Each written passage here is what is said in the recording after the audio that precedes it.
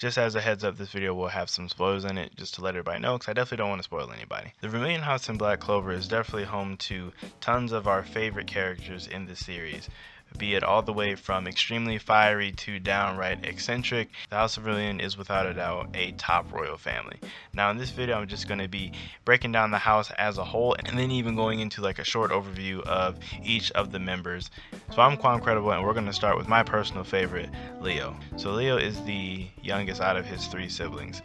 He's only 16 at the start of the series, and like his older brother Fuegoleon and his elder sister Leona, he has fire magic. Now like his magic, his personality is also extremely fiery, as shown with how hot-headed he can be. With like during the zombie attack, he was very eager to rush off along with Asta to just fight, and in numerous other scenarios he definitely prefers a head-on charge approach as opposed to kind of feeling it out. Now, one of the main things with Leo is a lot of people tend to think he's a bit useless or kind of a joke rival. They kind of compare him to Kiba from Naruto or like a Yamcha from Dragon Ball, but honestly this couldn't be farther from the case. Now the main thing with Leo is he's often compared to his 2 elder siblings that are just literally monsters, and even if you compare him to the other people that are like kind of in his age range or his generations, so to speak, it's like you're comparing him to Asta, you're comparing him to Yuno, you're comparing him to Noelle, which is like a little crazy. Now honestly the comparison to Noelle honestly isn't that bad, just because I mean granted she does have like tons more magic than he does, but he's way more versed and able to use his like different spells and things along that nature. When you really look at it on paper, he's actually really strong in his own right, and he's even been shown numerous times in the series to be on the verge of a breakthrough. It just seems like he always just falls one step short. Alright, so moving on, next we have Fuegoleon. Now definitely when I'm talking about him I'm going to mention Leona intermittently, just because it's really hard to talk about one of them without mentioning the other one, just because they're really close in age. So that's just kind of how Tabata did it, so yeah.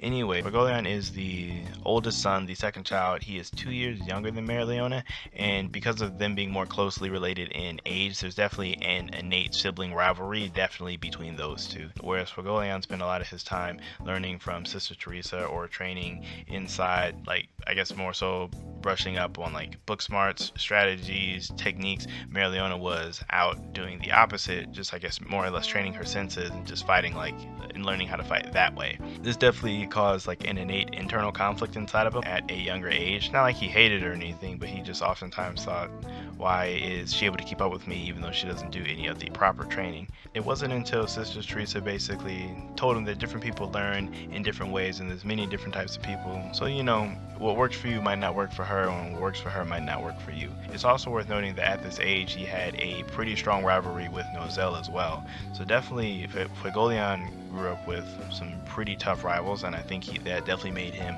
all the stronger because of it. With that, going back to what Teresa told him, it wasn't until the day before Leona got her grimoire that Fuegoleon challenged her to like a serious fight, or not a serious fight, but just a fight just to see where each other is at. Now the winner of that fight was never officially determined, but we can just assume that it was fought to a draw, or I guess that's probably the healthier thing to assume. It's just that it was fought to a draw, which is impressive that he was able to hold his own against someone that was 2 years his senior, about to get their grimoire while he didn't have his. Now granted they both didn't have it, but it's still impressive nonetheless. It's also worth noting that Fuegoleon is the smartest ranked captain, as confirmed by Tabata during a Q&A. With that being said, there's definitely an impressive feat, being pretty smart. I mean, obviously we can all see where that would come in handy in a lot of different ways. However, just because he is ranked the smartest captain doesn't mean he isn't without reckless choices. Now mostly what I'm talking about is during the zombie invasion. When the portal opened up under him, he definitely had time to react and get out of there, but he even said nothing ventured, nothing gained, and proceeded to stay there to try to find the root of what was going on. Now granted, this is a smart choice in a sense of you get to find out directly what's going on, like who is behind this attack on your capital, but at the same time it's very reckless. It is a reckless choice that costed him his arm and put him in a coma for a couple months. So definitely not one of the smarter moments, but I definitely see what he was going for there.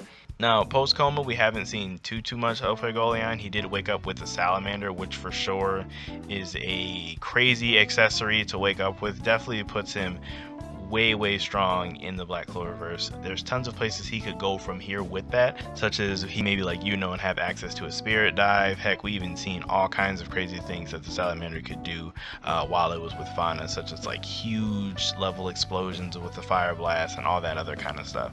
So definitely very interested to see where Tabata goes with Fuegoleon. Hopefully he's my bet for the next Wizard King, but I'd honestly be happy with almost anybody.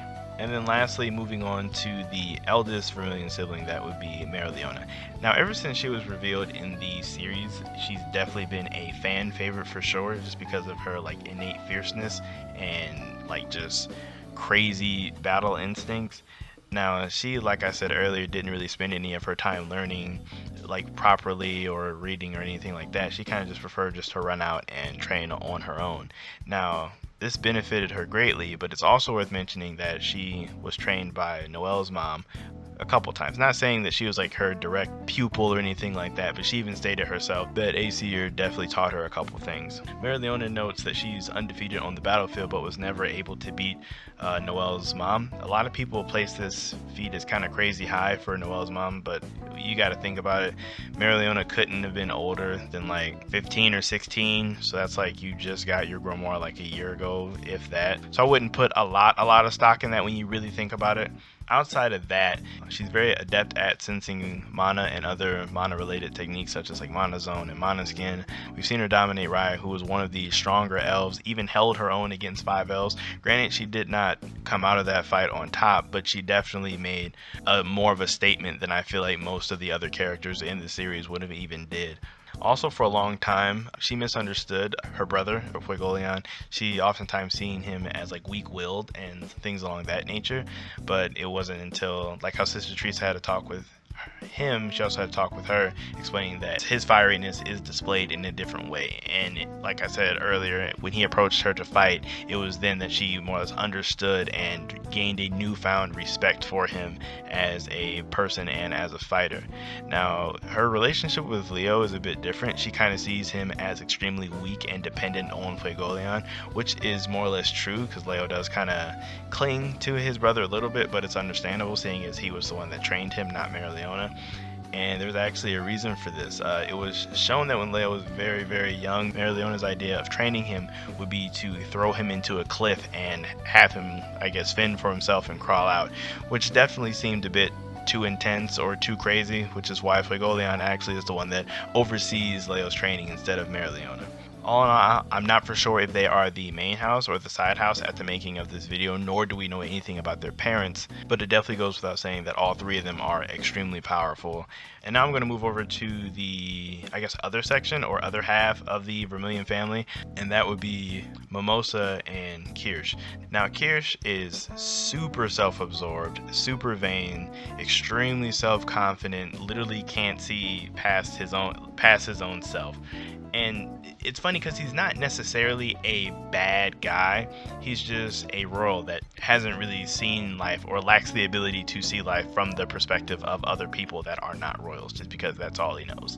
And innately, you can't really blame him for that, just because if this is all you see and you don't have innate empathy, then what more can you expect from him? It's actually funny because the reason he looks down on peasants and commoners is because when he was younger, when he was traveling, he would see peasants steal, or he would see commoners do things that were unbecoming of higher ups, like break the law, be dirty, things like that. So if that's all you see, kind of like how the media portrays people, like if that's all you see, then of course you're going to think that these people are terrible or awful people, when that in case would definitely not be true. Of course, after fighting against Asta and watching him and Magna struggle, and I guess just growing through their fight, he came to realize that not all peasants are bad.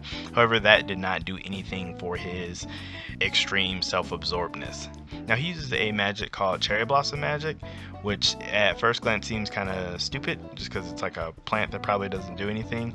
However, it has an effect similar to Byakuya from Bleach, where these blossoms can actually cut you, and they also can form tons of illusions to, I guess, disorient your opponent. It's also worth noting that he has an above average mana sensing ability, as shown at where as soon as the battle started with his team versus Asta and Zoro's team, that he was immediately able to detect where everyone was on the battlefield, and also exactly where all of the traps were.